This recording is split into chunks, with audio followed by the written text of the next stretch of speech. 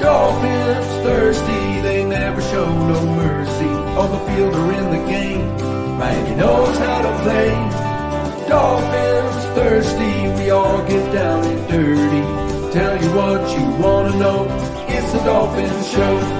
Quench your thirst for all things Miami Dolphins. They are the football kings, cause they play to win.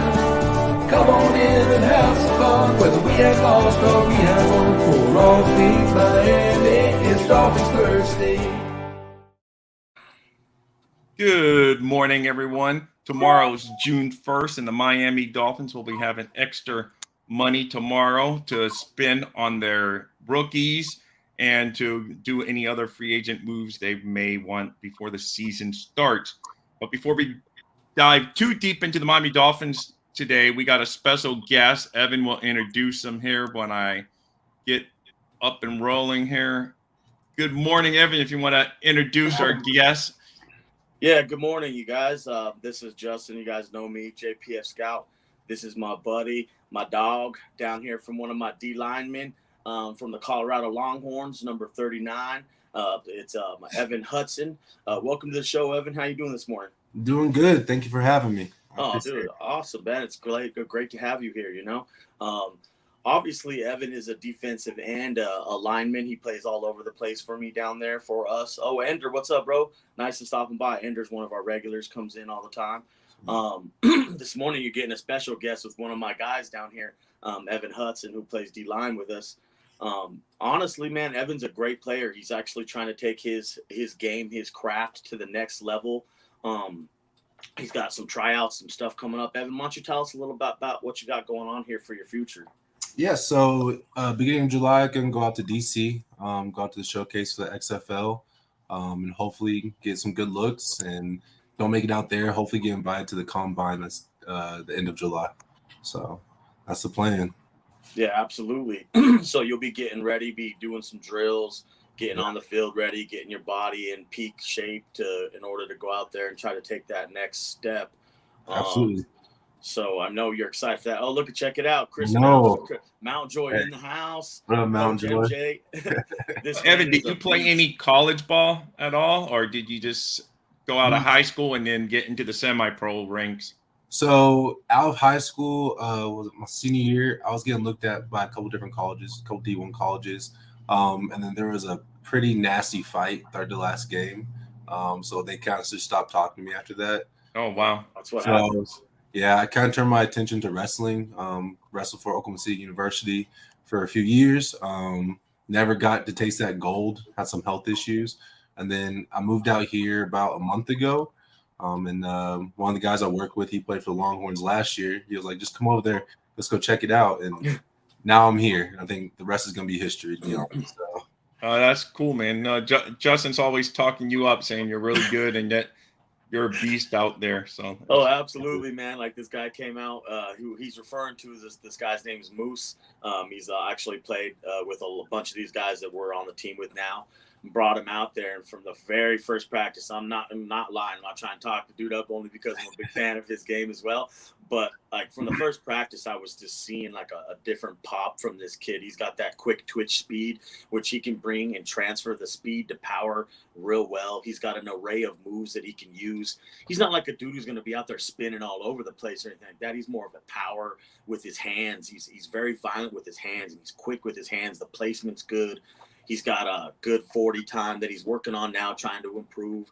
I actually seen him do a straight broad jump yesterday, which I was trying to have him jump way too far.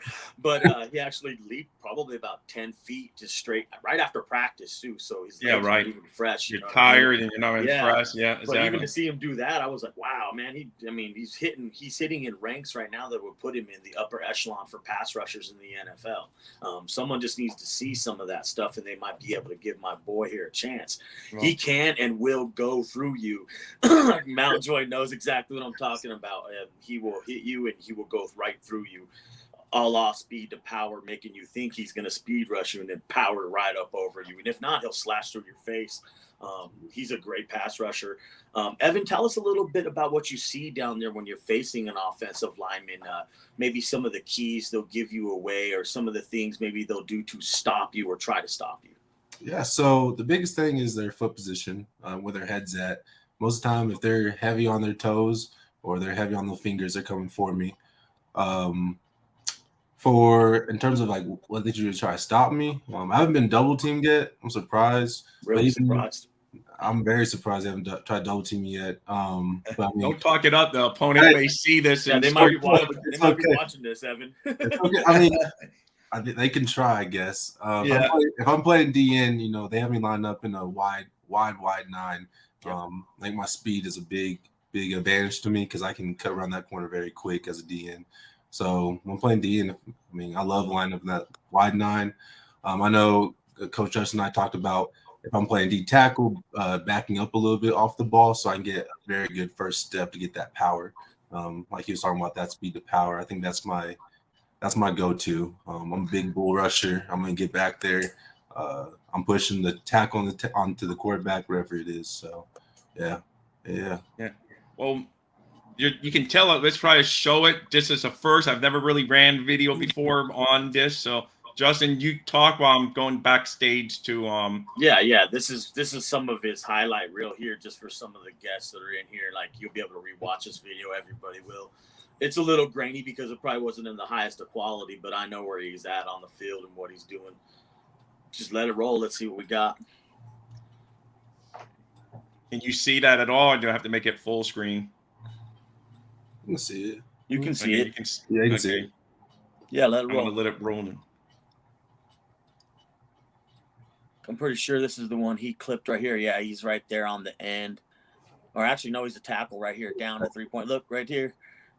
Yep, he's in on the play right there. That's a tackle right there. Almost. Is that a TFL right there, Evan? Yep, and that's when I was rocking number 41. Yeah, that's when he first got into the team. Now he's number 39. Here he's in is it a 4-point stance? Yeah, boom. You seen it right there. See, that was the all-off speed to power right there. You just seen. You seen the tackle literally get pushed back into the backfield about 4 yards. That was a great play right there. Here he is again, standing up. This time he's standing straight up. I think this is versus Noco. Yep. Then he gets in here. Oh, boom, sack right there. See, he just kept going. See, he's got relentless pressure. He just kept going and going. He wasn't going to be denied at that point. I'm standing up again. Yep. This time I think you're in the A gap though, right? Yeah. Yep, A gap. Oh, look at that. Chase that player down from behind right there. See, so he can play the run as well. I've seen him numerous times, even in practice yesterday, chase down the run from behind in the trail position. He's got a high energy motor that doesn't stop, so he never stops on a play. Right there, he pulled the guy right over. I don't know what happened on the rest of the play, but he did transfer the speed to power again. Here he turns the edge, whips the corner, bam, that was a sack right there.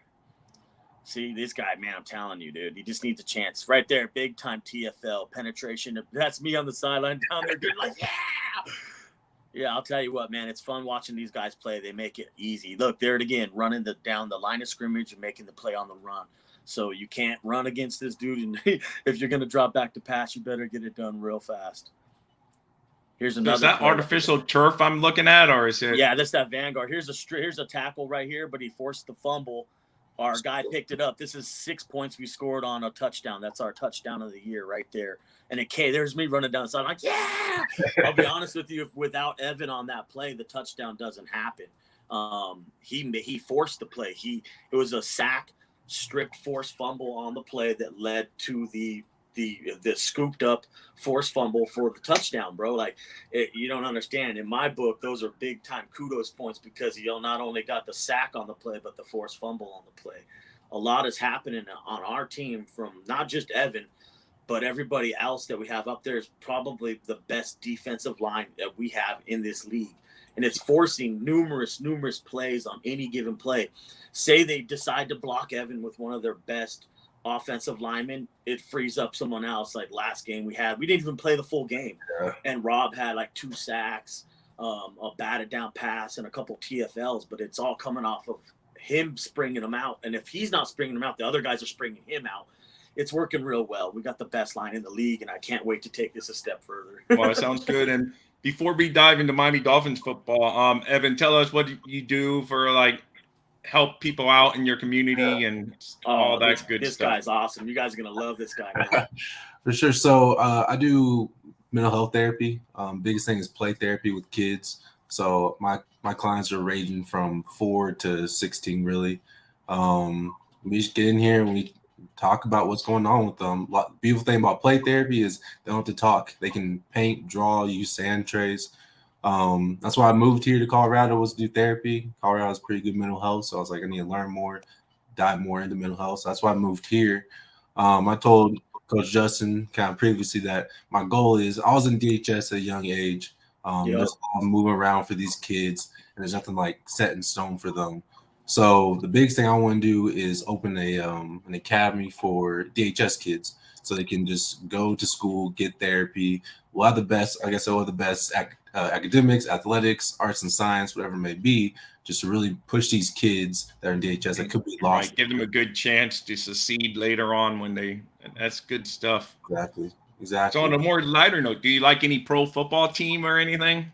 So my pro football team since I was young were the Steelers. I know it's That's rough. fine. Yeah, I know That's all right. As long as you're not dropping New England or the Jets or Buffalo on us, you know, you're okay. No. The Steelers. I'm a big Ohio State fan. My family's Ohio State, so watching the Bears right now for Fields. So it's I mean, we'll see how this year goes, but I'm hesitant to say I'm a Steelers fan this year. Yeah, but hey, we're Dolphin fans, and we've been saying it for years, so we're used to, So it's like it's always tough, but yeah.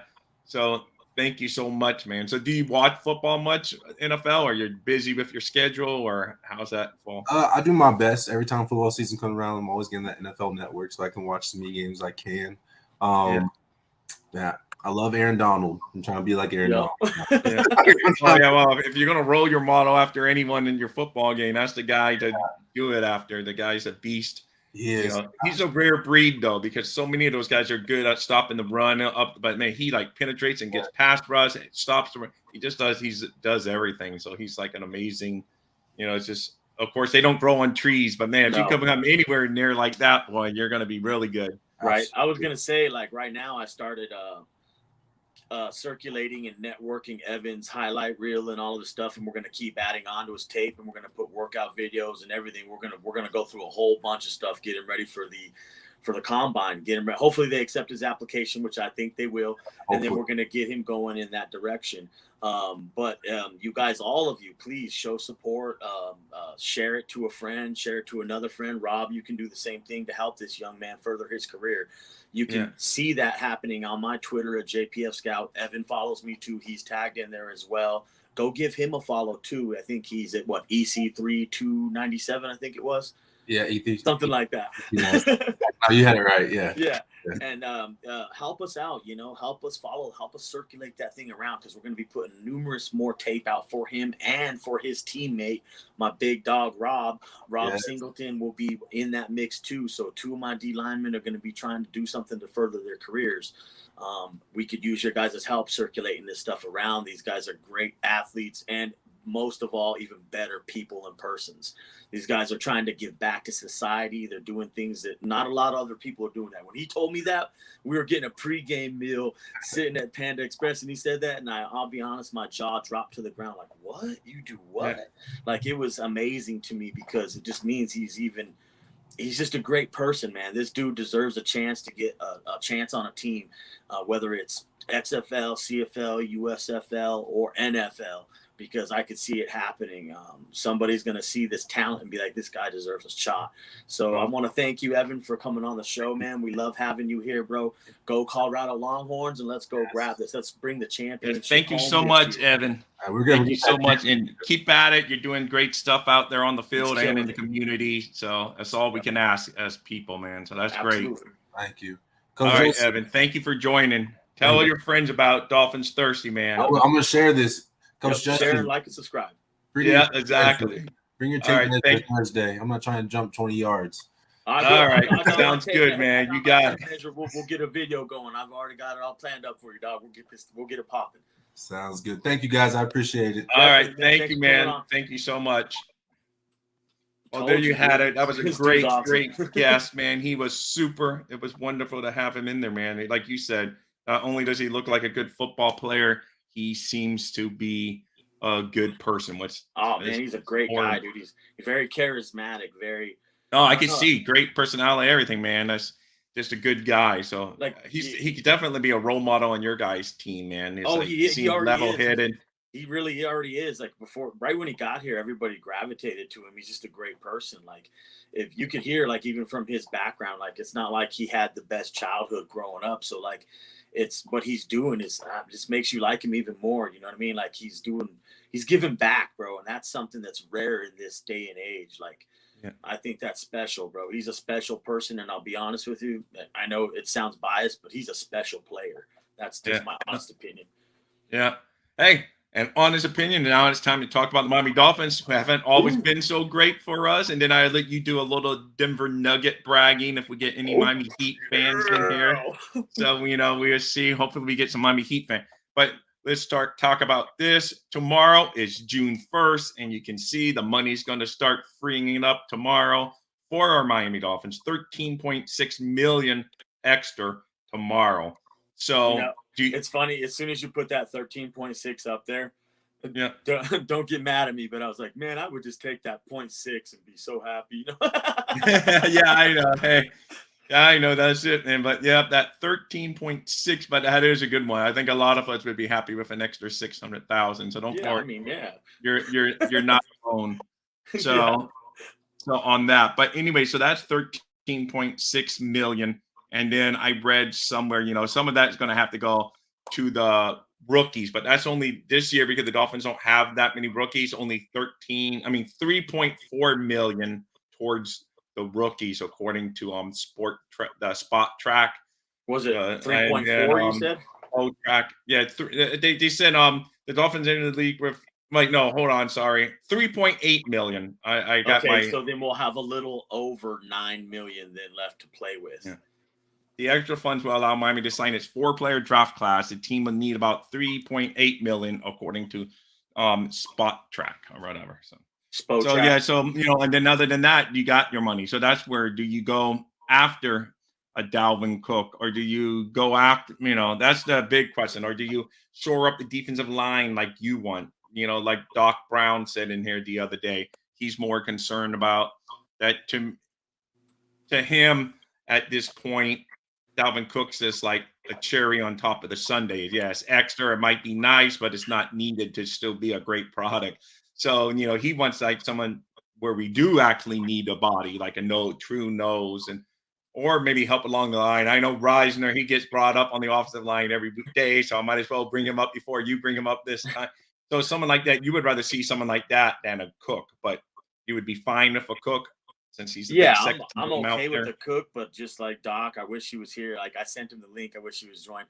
He probably got busy, but yeah, like he said, I would rather get a position of need rather than a position of luxury because we already have backs. We drafted Chain. You got Mostert. You got Wilson. You even have Ahmed and Gaskin that are just chilling. I know. I mean, we're stacked there. I mean, yeah, obviously, I think Gaskin going to be the odd man out if you bring in a Cook. I still see an Ahmed making the team because he still has a motor.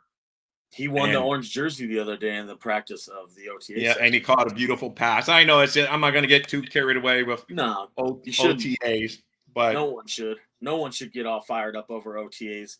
Like what you want to see is the OTAs transfer into December wins, and then your December wins transfer over to a playoff win or two, and then you can get excited. Please, playoff win. That's music to my ears. And well, what's going on in Miami right now, down in South Florida? Honestly, I know. That's what I was saying. Between the Miami Heat, I mean, I'm happy for the Miami Heat and Florida Panthers, but God, man, it just makes me realize my Dolphins have been lacking way too long. They can't even get a playoff win, and here these teams enter there, and that's why all you guys will say, "Oh, I don't want a team to back into the playoffs." The Heat and the Panthers were the last seeds to get in, and look, they're in the finals. So get out of there because once you get hot, boom, you never know. So it's just need a chance. I remember different hands last year. I don't even want the Dolphins in the last week when we needed a little bit of help. I'm like, they're so stupid not to want to get in any way you can get in because you never know. Yes, we went and lost, but these teams have proved you can get in, get hot, and make your run in the playoffs. So please, in the future, learn from because they're more Heat fans because I get a mix of fans being on Dolphins Twitter all the time. Absolutely. I see a lot of Heat, a lot of them love both teams. And they're, oh, we won the Heat. They're just going to break my heart more. I just want them. I hope they lose this play-in game to Chicago, and because they had lost a play-in game to Atlanta. And, and here they are now, and they're in the final. So all you guys that say you don't like your team, at least you never know. So what? If they're going to get blown out in the first, so what? At least you got to see them for talk about them for one extra week. Got to see them for one extra week, because you just never know. It takes that one time to get hot. The ball bounces your way. I mean, against a team that's been better than you all year on record and on paper. You're playing at their home. One bad fumble turns. You just never know. Anything can turn the game around. So to me, I say you said it, always man. root for your team to get into the playoffs. I mean, just like you said right there, the Dolphins need that streak you're talking about right there. Hey, we need to get hot, and you need to get hot at the right time. That's going to be in the playoffs. December, go in strong, finish the season strong, get into the games and start playing them like it's do or die. Like, as far as I'm concerned, the Nuggets have been playing playoff basketball since before the end of the regular season, and they were getting their butts kicked. They finished the regular season on a bad note, but then once they got into the playoffs, things changed. And that's how playoffs work, is things just get you buckle down and things just start to really work out for you. But it's funny what you're talking about over there is actually true. It's like things start to set up, and then it almost like the seas start to part and the mountains set and all the moons align for you, right? That's how this Nuggets season has seemed to me, because I'm a Nuggets fan. Like, everything just is setting up right for us. Like, I hate to say it, but you got LeBron out there, and old Davis. Is Davis going to be the same Davis he was? No one knew that. It all just started setting up for us so perfectly. Then you got Phoenix, and Phoenix only had Durant and Booker, and they didn't have a good bench. And now you come in and, like, just right now where the Heat are at right now, like, I'm surprised they're there. But at the same time, the Nuggets will not take any opponent they have lightly. But it just seems to me like you can stop me if anyone thinks I'm wrong here in the comment section. They seem like a team of destiny to me. That's just it. Well, I mean, you guys are the number one. I mean, but he's rooting for you because he's a Celtics. That's fine. Hey, Anthony. Welcome, Anthony, as always. We will drop a link in a couple minutes. What's up, brother? But, yeah, so who do you like in basketball, Anthony? I don't know who he likes in basketball, so... But I'm sure he's a Heat fan. I'm sure. Yeah. So because like me, I always tell you, I'm not a huge. I'm rooting for the Heat. I mean, I'm okay with, because I know you love your Nuggets, but it's my South Florida team, so I will root for the Heat over your Nuggets. But it's not like it's that diehard feeling. I'm not going to be living on every basket. Like with the Dolphins, I live on every basket. On the Red Sox, I live on every pitch. Those are the two teams I live for. Like, oh my God, my wife thinks, are you getting paid by them or something? Are you employed by the Red Sox, Rob? I know. So she goes, it's going to be, because between the Red Sox and the Dolphins, they drive me nuts. None of the other sports. That's why I'm happy I'm not addicted to hockey. I mean, I have to admit, playoff hockey's been fun to watch. So fun, dude. So it's been fun to watch. So, and I will watch the Panthers and stuff, but it's not like I'm not going to die if they lose. Like my mom, I'm like, I'm a grown man, and I still get down when the Dolphins and the Red Sox, not so much in baseball because it's a 162 game, but if they get to the playoffs and you lose, I'm down, man. Like, just like I'm a teenager all over again. Sure. And I know it's nothing I do contributes to the win and loss. I know there's no lucky hat, no lucky t-shirt, no lucky jersey, no lucky route I used to take to work. Oh, when I took this route to work, the Dolphins won. Let me take it again. I never take this route, but I had to take it. And then I did. Then they lose, and I go, oh, I realized. Yeah, man, you sound just like me. Like my family here, which is my wife's mom lives. Oh wait, I have to announce Anthony's banned. It's banned from Dolphins Thursday. No Yankee fans, can be in here. Oh, so that's a good rival, Anthony. I'm just teasing you, but yeah, I'm the same way, bro. Like, I spend the Dolphins games, I don't watch them like sitting on my couch. It's crazy. Playoff hockey is so great. Same with the hockey games. I don't watch those on my couch either. It's weird. I can watch a basketball game on my couch, but every once in a while I'll jump up. But the Dolphins games, literally, I'm standing right up in front of the TV, like, no, you got to make this play. Third down, you have to make a stop. Oh, we need a first down right here. I know, it's so funny. So at least I'm not alone yelling at the TV like they're going to hear me. There's very little time of me watching a Dolphins game spent on the couch. It's almost like my coaching thing now. Like, I'm always up, like, oh my God, you got to get a play right here. But like, my wife teases me because I got my teenage son. He does the same thing. He goes, you guys know they can't hear you, dude. I know, Because like right? every It's time like, that the yeah. Dolphins are famous for getting the play clock, we're like, hike, stop the Snap it, ball, snap stop. They're like, they can't hear you. I go, oh, but one day they will. One day they will not hear only me that, say, it oh makes yes, Rob says we have to makes snap you it. feel better. Oh man, so it's just, but man, it's I crazy. get it. It's fun Let's though, see. man. That's how I like to watch those games. Movement to build back an organization. Yeah. Let's see. I can't stand during a game where. Yep, me neither, dude. Me neither, Chris. Like I'm literally up, like right in front of the TV, like, and my mom or my mother-in-law and my wife are like, "Sit down. They can't hear you. Why are you so loud?" And I'm like, "Bro, I think they can though." See, for me, I think the two sports that are better live than on television are basketball and hockey. Yes, football and baseball are better watch. I agree with that, dude. Like hockey is so cool to watch live, and basketball as well. They're just fun, Hockey. Yeah, I know. I've Probably been one to of a the couple best. hockey games, and it's been fun. I've been to the Awesome, Panthers dude. and the Montreal Canadiens, the two Yep. teams that I've seen at their arenas. So I mean, it is fun. I just never really became a diehard fan of any team, but I am Right. admitting I like this feeling because it gets kind of feeling like it'd be like tenfold because you see Heat fans pounding the pods and they're all crazy standing out there, and you see Panther banners. I go, man, can you imagine like the Dolphins win a playoff game? This town is going to be like there's going to be banners flying everywhere again, Everywhere. and I know some people say they don't want bandwagon fans, but I don't care because bandwagon fan means your team's winning. So I'd rather That's right. have that.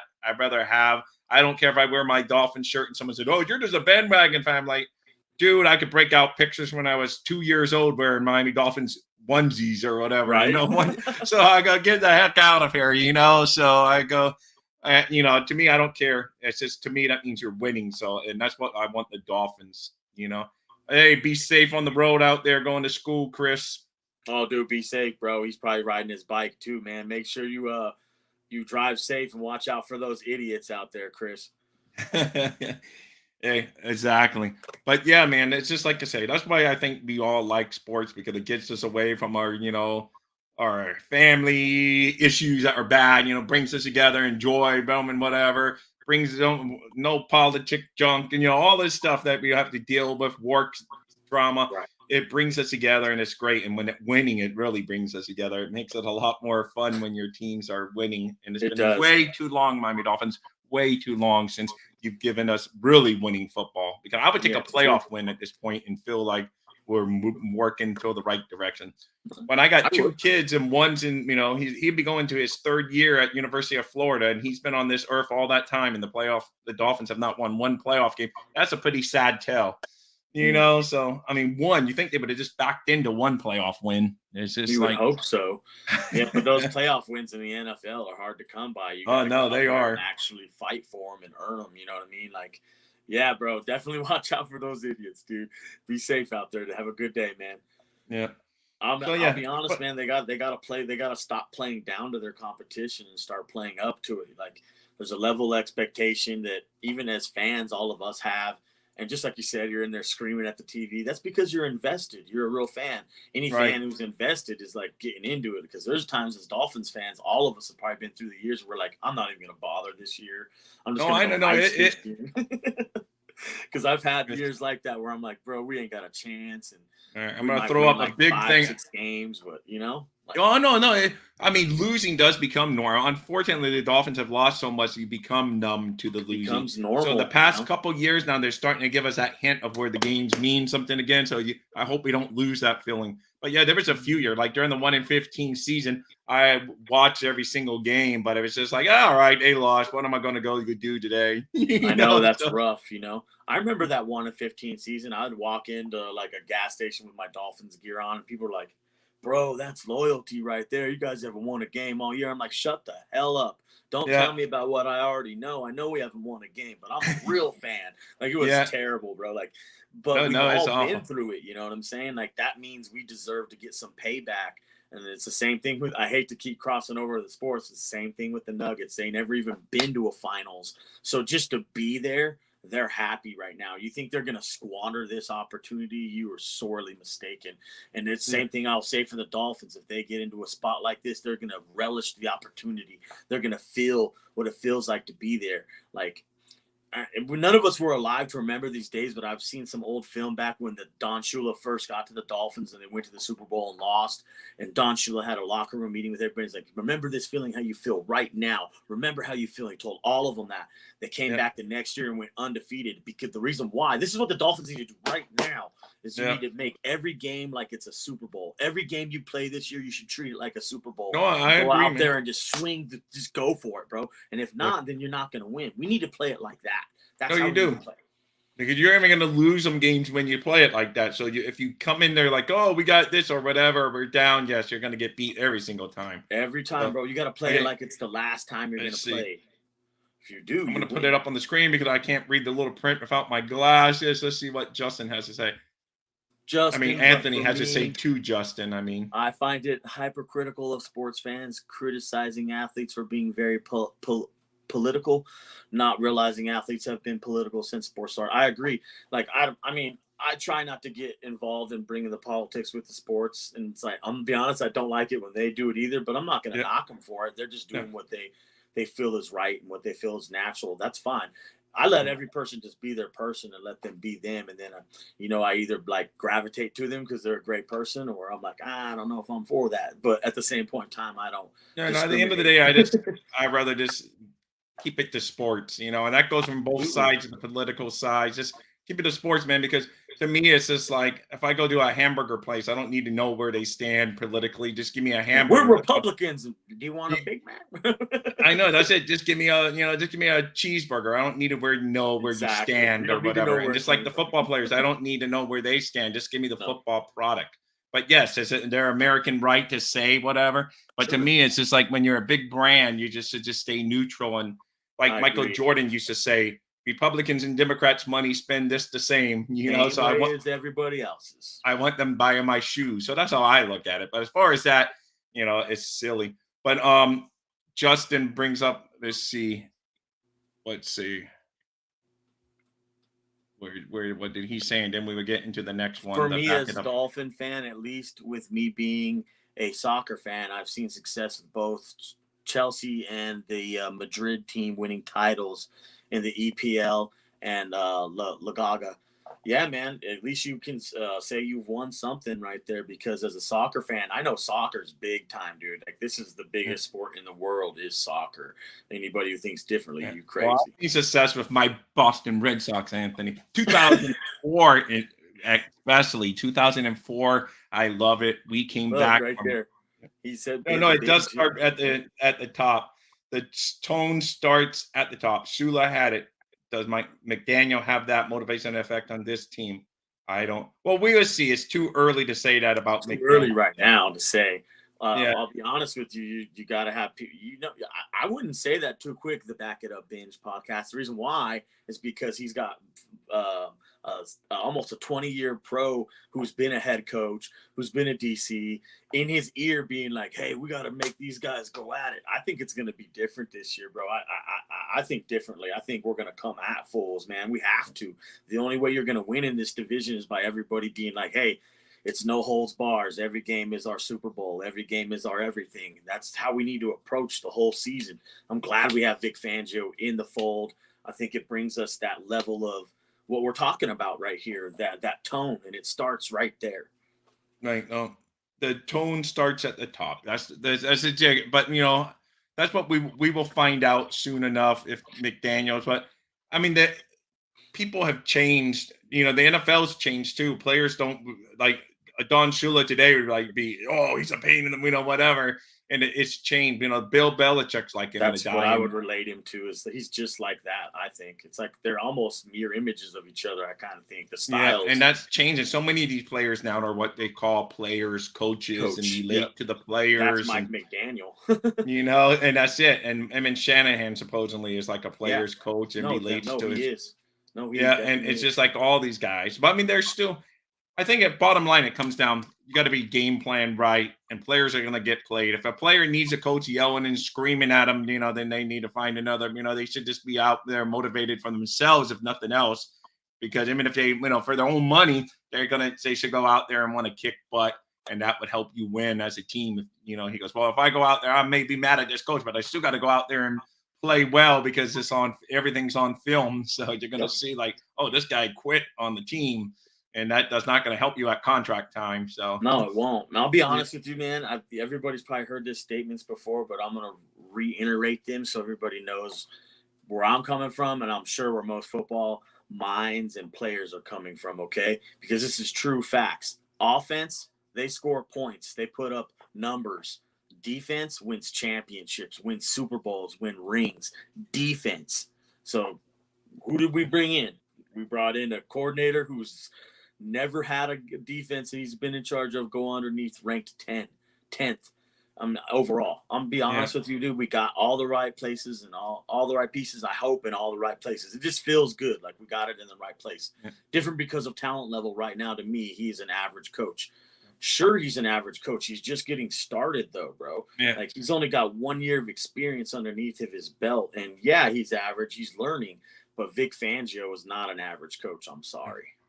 Yeah, I know. So, but we're gonna see. But it's really hard to say on the coaches because really we all tout Belichick's like the greatest thing since Shula as far as winning and whatever. But what has he won without Brady now? And, he hasn't done, so a lot of it, because like Andy Reid, we all tout his horn, but yeah, he had some success, but until he got Mahomes, he wasn't getting the rings and the playoff success, so a lot of it goes hand in hand. So let's, I don't know. It's hard to say. I know it's always that big debate because people are used to up there, because being a Red Sox fan, I do get, just like as a Dolphin fan, I get some Heat talk. As a Red Sox fan, I get some Patriot and Celtics talk in all my timelines.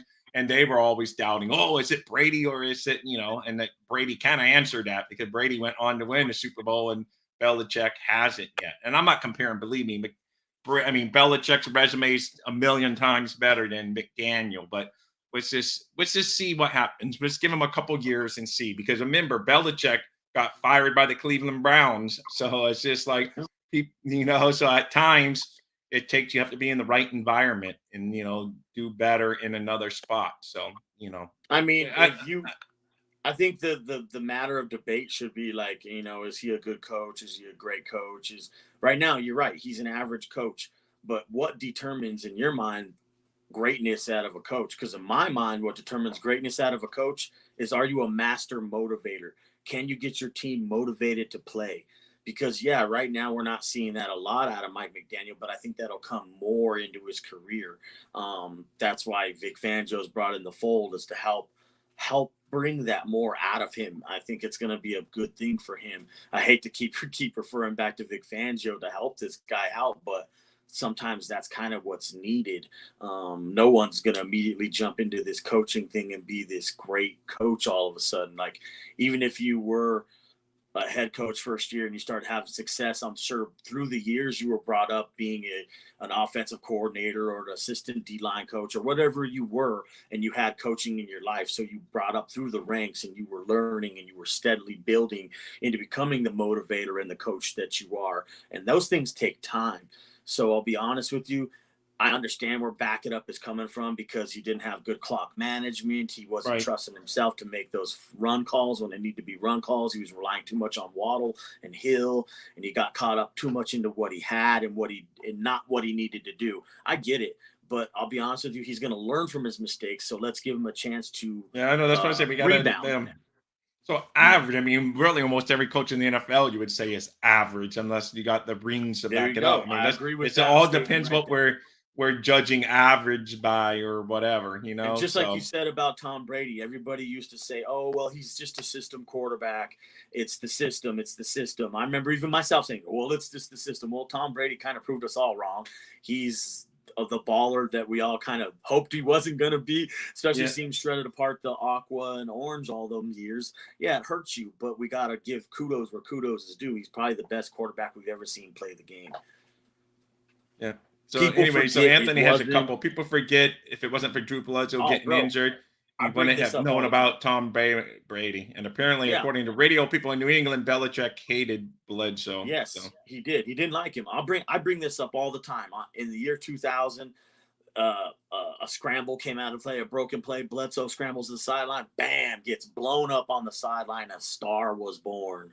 That because from then they brought in Brady, and from then on out, it wasn't like Brady jumped right into the gun and was like this master slinger all over the place. No, he was like a Brock Purdy was last year. Right? Yeah, he was more of a game manager then. He just morphed into being the. Yeah, then he morphed into being the superstar. Yeah, the more you win, the more you get that confidence. He morphed into that star, and the reason why is because he had a pedigree that was out of Michigan, where he's very competitive, but not at the same point in time. He was really good at reading defenses. So it's more about what's up here for a quarterback and less about what's up here and with his athletic ability. I'm on a quarterback who's more up here. We got that. We have that here in Miami. So I think we're fine. Yeah. So the Back It Up Bins podcast says that there's a good 30-30 on the Bledsoe stuff. Yep. So I haven't seen that one, but I'd take his okay. Yeah, I'd take his word for it. I would take your word for it too then. So it must be true. Yeah. So yeah, I like some of those 30-30s. They have to be good, but I tend to like them when they're about my guys or my people, my teams or whatever. Did you see the one from the Marino to Elway? That one they broke down that was a good one. Yeah. Yeah, that boy got shafted. See what happens with your draft stock when people start to get the bad look at you and they're like, well, he's this Showtime kid from so-and-so and he can't play and he likes to do these things instead of football. See what happens? Same thing. Last year, it seemed like Tua played hero ball during some games instead of making the sport play the smart plays, what you wanted to say, and being the elite game manager that he is. I agree with every statement you just said right there. That was a good one. In fact, especially the Cincinnati game was the perfect example where he got hurt. Yep. It's like he had plenty of time just to get rid of it, call it another day. No one's open. Maybe even run for a couple of yards, but he decides he's going to circle back into the big mess and gets body slammed. So yes, that plays too. It lingers in my brain too, bro. For me, I know Tua Tagovailoa doesn't like get on social media and doesn't spend a lot of time on it, but after that game, I'm not gonna lie to you, bro. It touched me, like it scared me to death because I was like, damn, you could get killed out there. And like I sent him a personal message, like, hey, bro. I know you've heard this 1,000 times. Your pops, your coaches, everybody has told you. Just make a business decision right there and get down or throw it away. Like literally save yourself. I mean, he could have actually scrambled for a couple yards and then do this quarterback slide.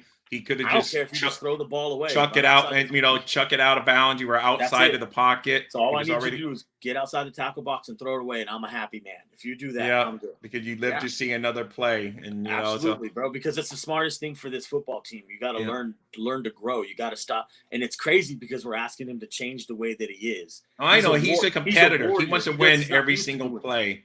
He wants to win every single play, and that's been and that's ingrained in all these young men growing up. The ones that are really good like this, and they just isn't grown. I blame that crap on Nick Saban. That everybody put into him right there. Every play. If you just take a couple of those plays off, and you're not taking it off, you're making a smart choice for your team and run out of bounds, run outside tackle box and throw it away. Or you see a 350-pound man about ready to blow you up. Why don't you just hit the ground and give yourself up? Because that's what you need to do in the NFL in order to make it to that next play, that next game, that next drive. Yep. And yes, Anthony, I'm about to bring Anthony in here. He's backstage, but Brady, but he kind of became guns. He had some gunslinger years in there, though. I mean, he had some really big gunslinger years. Because if you look at the stats and stuff, but as far as just like a gunslinger where he just slings it all over, irresponsible, like a Brett Favre, if you're saying where he would just maybe risk an interception. Yeah, he's good at avoiding that stuff. But as far as he had, but some of his numbers were simply amazing. I kind of agree with Anthony though a little bit, but he's the ultimate game manager that can stretch you out a little bit. Right? No, he is. I agree.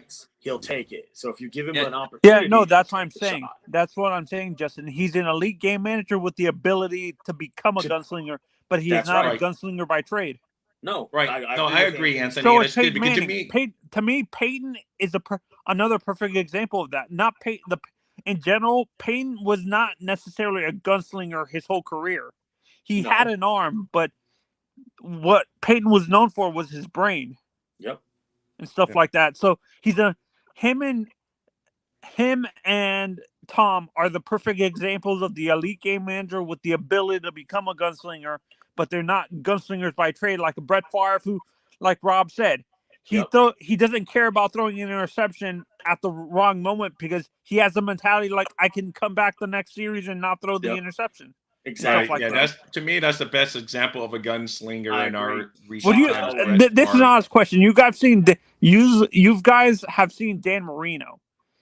Would you consider him a gunslinger or a game like his style of quarterback play? Would you consider him a gunslinger, or would you consider him more of a game manager with the ability to become a gunslinger? Yeah, that one I would say, because he would have the mentality of like, oh, if I throw an interception, I don't care. I'm going to throw the same exact pass the next time I get the ball, and you're not going to get it this time. So he did have that. But he's more accurate than Brett.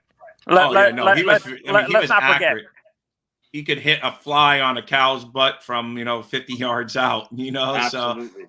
And I've said this multiple times. With me, Aaron to me might be the closest thing to Dan, but the young quarterback that's the closest thing is probably going to be Patrick Mahomes. Mahomes is probably the closest thing to Marino in the league right now, like as a young quarterback and stuff like that. But Aaron, to me, the way he plays is with more mobile. People forget in college, Marino was a mobile court. He was mobile. He can move around and stuff like that. He wasn't fleet of foot like a Michael Vick, but he can move around and stuff like that. He wasn't a statue in the pocket. Right, the knees finally did him in, and he people forget that my friend lives around that area in Pittsburgh. He lives near the college, and he says he talks to all the football players at the school, and he says they hate that field is not natural grass; it's astro. No, it's turf. Yeah, it's turf. People forget that turf is horrible on your knees and stuff like that. Yeah, you agree, Justin? Have you played on turf before? Yeah, it's definitely a lot harder than grass. It's not the. No, that's what I was asking you when you were showing the highlights earlier on that field with the Evan Hudson. Yeah, that's turf. Yeah, that looked like that looks like a rough field. That doesn't have much give to it, does it? No, none of them do, bro. So Justin, and do you agree with me with the comparison with Marino and Mahomes? Or do you think Mahomes is his own type of quarterback? No, I don't agree with that statement. The reason why I don't is because obviously you tried to get into it a little bit with the legs and the mobility part, but also another thing you need to take out of there, I've never seen anything like Mahomes, and the reason why is because he's the ability that he brings once he breaks the pocket, and it almost like he becomes a point guard on a basketball team. Like he can distribute the ball wherever. No, he can throw it from weird angles too. He'd be like sidearm. And that's the baseball. That's the baseball background coming in there. Like the people forget too. No, funny you should bring that up. People forget Marino played baseball as well. Yes. So he did. He didn't consistently do the weird angle stuff, but he had the ability to do it. Marino was a draft pick in baseball, just like Elway back in the day. They could play. I mean, most of these guys are joint athletes that can play multiple sports. Marino. Elway was drafted in the second round of the MLB draft when he was drafted with. I think he was drafted by the Rockies or something like that. No, he was drafted by the Yankees. Yeah, the Yankees. A second round pick by the Yankees. If he didn't sign his contract, he would have gone to play baseball with the Yankees as a pitcher. Yeah. The guy you're thinking of, that the reason why you brought up the Rockies is because the quarterback they have now, the Russell Wilson, he was drafted by the Colorado Rockies. Oh, Russell. Okay, yeah.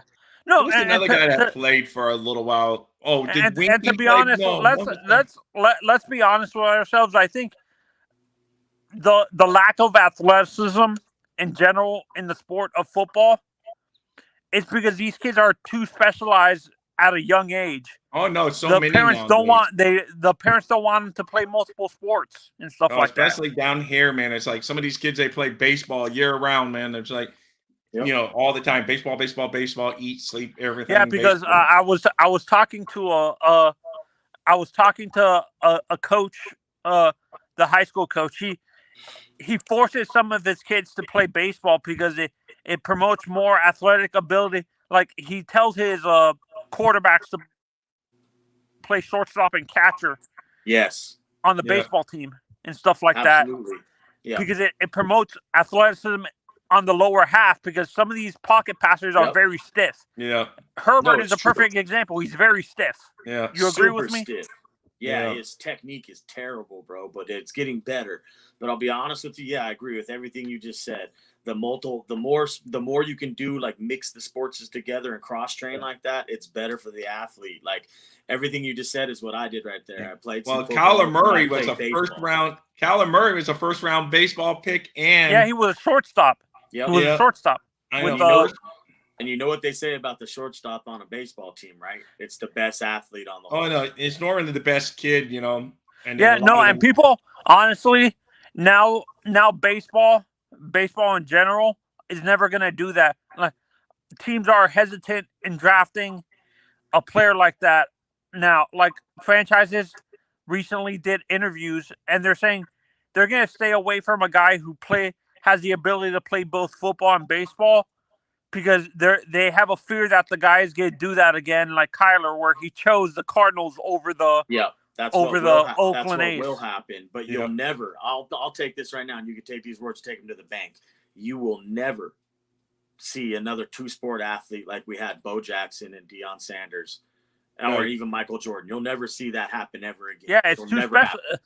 This era of sports is too specialized. Yeah. Yep. Justin. It is. It's all specialized. That's why you see the drop off in football rates. Like talk to some high school coaches out there and they'll tell you, hey, I've seen a 30% drop in what I used to get from what I'm getting now. And that's because people don't want their kids to play football anymore. And actually another thing people forget, I've talked to public school coaches. They hate the fact that they're these charter schools like an IMG Academy and like they're taking away all the talent from the public schools and stuff like that. Yeah, no, that's another thing that's very popular down here too. And it's popular here in Colorado too. There's charter schools here, like that school we were playing at. You've seen the turf? That's Vanguard. That's a private charter school. The school we have. How far are you from Vegas? Like probably an hour, like maybe a 6-hour drive. I'm hop, skip, and a jump. So you can't. If the Dolphins play against the Raiders, you can drive there about 6 hours. Yeah, I would just fly over there. Yeah.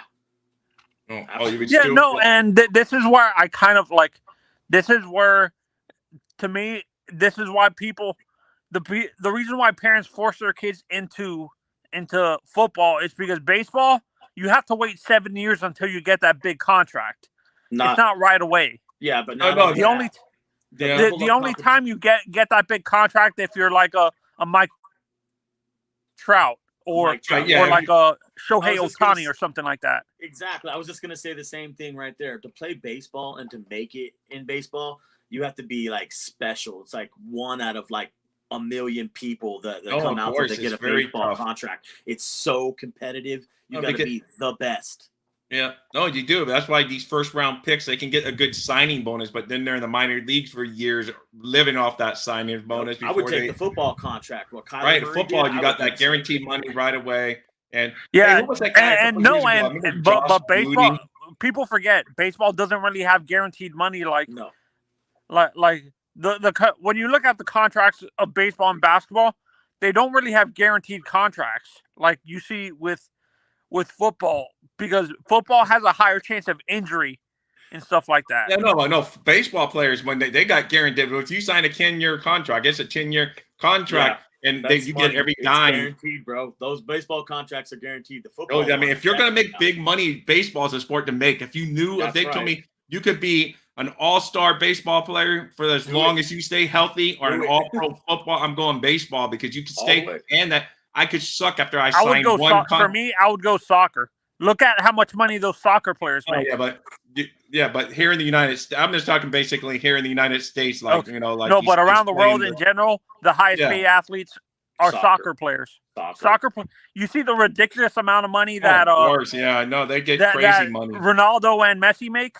I can't even believe the amount of money they make, bro. I really I can't. know. I mean, it's crazy, man. I mean, it's crazy money. Too much running for me, bro. I'm not running that much. No, forget it, dude. No, and I was Justin. Honestly, I'm kind of excited, but I talked to my mom about it. She's like, I'm not gonna let you fly by yourself all the way to Germany just to go see a Dolphins game. I know you're a Dolphins fan, but she doesn't want me to deal with those. Football fans can be very extreme. Like she doesn't want me to get hurt. I don't think they're as passionate about American football as now. If you were going over there to watch soccer and rooting in their face then against I would the be other, really worried. then I really. But American football, no. What I'm talking about with like football, American football fans can be very like in your face or violent, like, and she doesn't want me to deal with getting injured because those with alcohol involved, there can be serious injuries and stuff like that. I don't think over because there you no have one's that talking worry as much as thinking people in rationally here. when you have alcohol in your system. No, I Let's be agree. honest. It's a lot different, but you're a lot more risk if you went into Buffalo wearing your Miami Dolphin stuff than you are going over to Germany wearing your Miami Absolutely. Dolphin. So you know, or going into New England or Jets. yeah, any of those. New England, the Jets, Philly. If you want to go on, get your butt kicked, go Sunday Night Football in Philadelphia and say Dolphins, especially if the Dolphins are winning. So Justin, are you and Rob in the old way of thinking of like old school fans where you like the fact you actually like how the divisions are set up, or would you be okay with realigning and being in the South with teams like Jacksonville where you geographically would make more sense? Honestly, geographically, yeah, I'd be fine with it. But I am old school, so I'm so used to the division rival with the Jets, the Bills, and the Patriots. You can still have those rivalries. You don't like. That's what that old way of thinking is kind of what's hampering the sport too. Is because you can still have those rivals against the, even though you're not in the division with them anymore. You can still have the rivalry. To me, a perfect division to me for Miami would be the Dolphins, the Jacksonville Jaguars, the Tampa Bay Buccaneers, and the Atlanta Falcons. Boom, there's your 4 teams. And it's like you don't have to travel far for each of your division game. Because the Dolphins are every single year are one of the most traveled teams because they're so far south compared to their normal rivals. So if you look at log miles, but I like to say I'm used to it now. You know, it's just like a 3-hour flight. How about having Houston in our division? Would that be too far for us?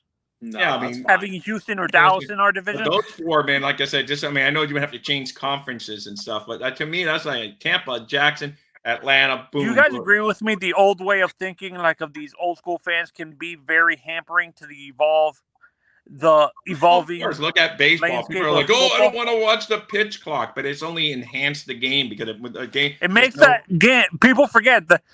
Honestly, the reason why baseball has lost a lot of fans because the games last way too long and stuff like that. Having that pitch clock, the quickest game ended exactly at 2 hours this year. Yeah, the shortest game. I love it. At first, I was like, "Oh, I'm not sure about it. There's no time." Can you have something similar to that in football? Like not a pitch clock, but something. Or is that what the play clock is? Yeah, they already got a play clock in football, so it's just like no. Is that what the play clock is? Like that little the 24/7. They've changed it, man. They've done a lot to shorten the football games too. Because when I was a kid, I mean, if it's the first play of the game, if your player stepped out of bounds, clock stops until the next play. They don't do that no more. Yeah, now they don't do that. They just keep it rolling, man. So it used to be like, "Oh, get out of." Under 5 minutes. They only stop when it's first down now in college. Yeah, which makes a lot of sense. Yeah, like so. I hate you were just talking about, so I could get a word in edgewise here. Sorry, Justin. About the divisional realignment. Your question right there. I would be all for divisional realignment. I remember years ago they were talking about it. It would give the Dolphins a better chance to win the division year of year. This is when Brady was in the division, obviously. Yeah. But I don't care if you keep it the same way now or go divisional realignment. Because when you look at it geographically, Justin, it doesn't make sense for Miami to be in the AFC East. No, it doesn't.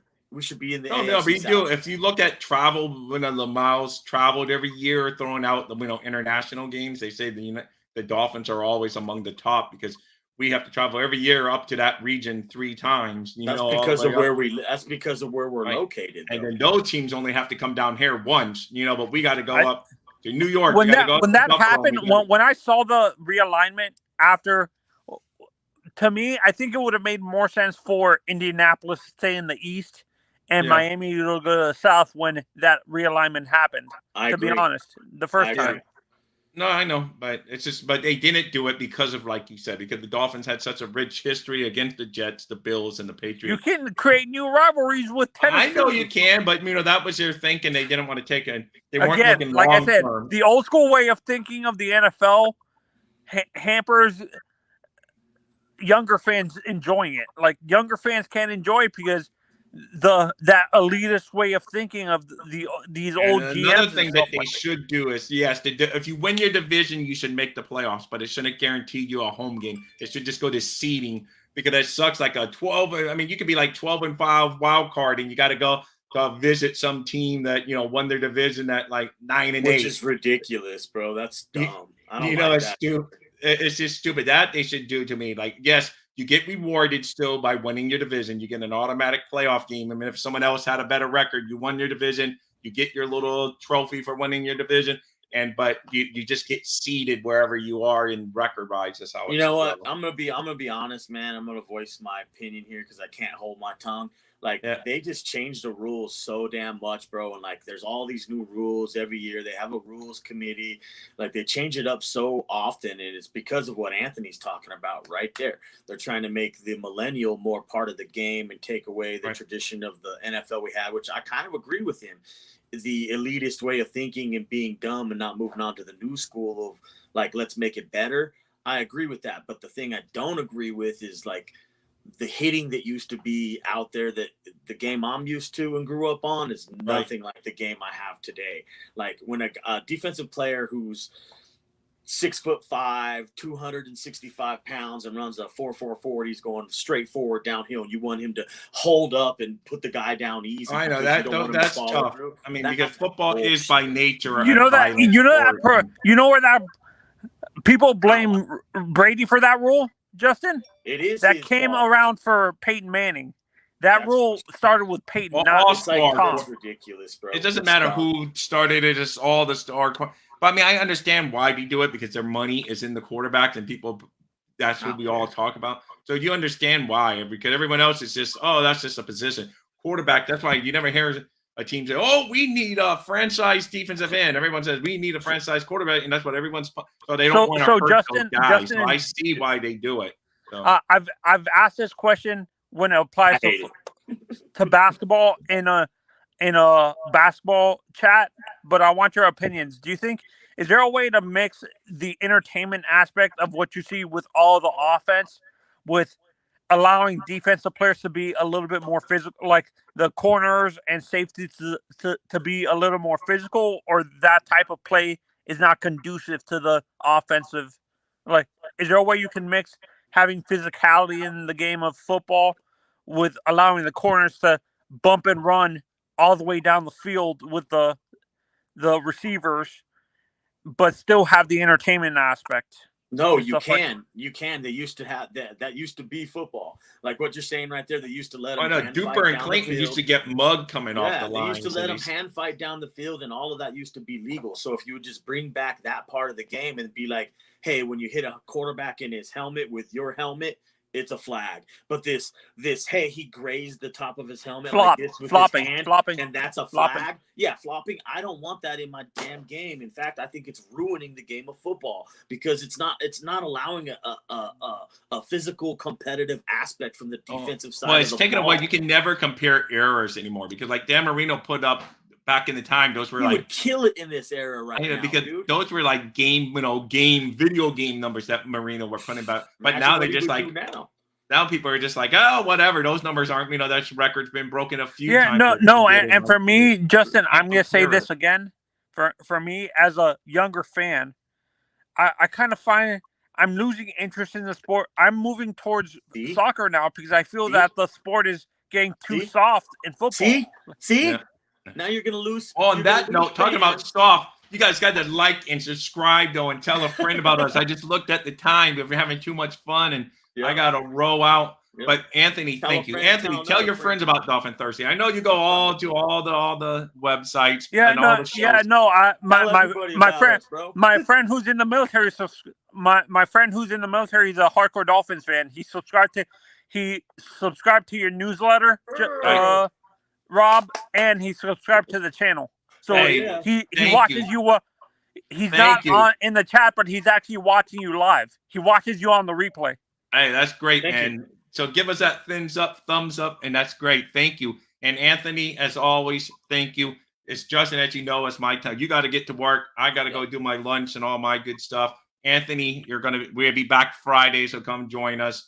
And Thanks, Anthony. We will roll. Okay. Later, guys. Are you guys gonna see the Panthers starting? I think the Panthers series starts tonight, right? Or is it? No. The Panthers actually start Saturday, and Heat and Nuggets go tomorrow. The Heat and Nuggets go tomorrow. So okay. Have a good day, guys. Fun. Yeah. All hey, right, you too, Anthony. Thank Fins you. up. And Justin, as always, fins up, man. And Definitely, bro. we will end this show on a high note. Go Dolphins. Go Fins. Dolphins thirsty, they never show no mercy. On the field or in the game, Miami knows how to play. Dolphins thirsty, we all get down and dirty. Tell you what you wanna know, it's the Dolphins Show. Quench your thirst for all things Miami Dolphins. They are the football kings, cause they play to win. Come on in and have some fun, whether we have lost or we have won, for all things Miami